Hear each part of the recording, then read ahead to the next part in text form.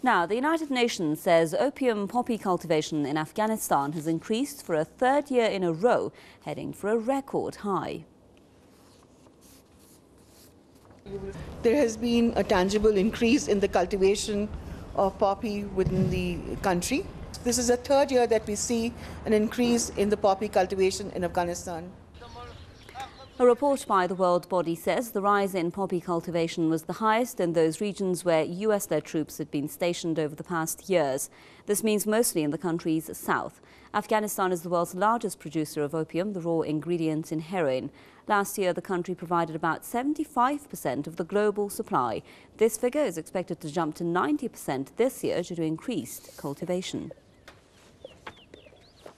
Stephen Lendman is with me now. He's a writer and radio host live from Chicago. So, Mr. Lendman, good to see you and welcome to the Top 5. Now, the issue here is who is responsible for this increased poppy cultivation. Is it the Taliban militants? Is it the foreign forces? Is it the weak Afghan government? Hello, good to be back on with you. There is no question who has responsibility for what's going on. Washington has responsibility. The major banks in New York, Wall Street banks, have responsibility. The U.S. government conspires with them. The banks launder the money. America reinstituted the planting of poppy fields. The Taliban, while they ruled the country, largely eradicated opium production. This was one of the reasons that Washington invaded Afghanistan, to reestablish the heroin trade.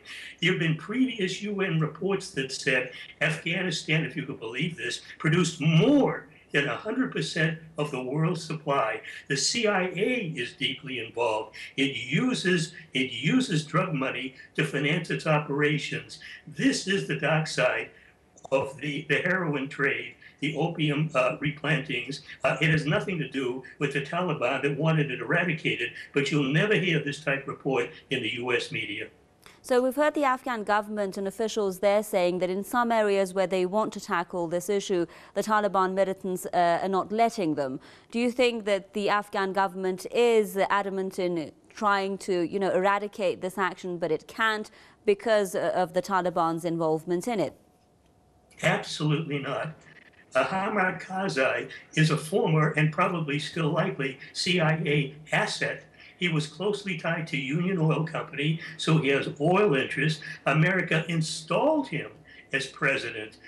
He is widely despised by the great majority of Afghan people. He's deeply involved in corruption. Most of the drug money, though, does not stay internally. It leaves the country. It goes to the major banks to launder. It goes to the CIA. It goes to the drug barons. But $3 or $4 or $5 billion stays in Afghanistan, and the Afghan Karzai-led government takes full advantage.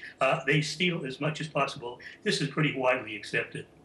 And Mr. Lendman, before we leave you, we know that the date for withdrawal is nearing for foreign forces, although not all of them are expected to withdraw. But do you think with this withdrawal, we are going to see a change in these figures of poppy cultivation, at least in the near future?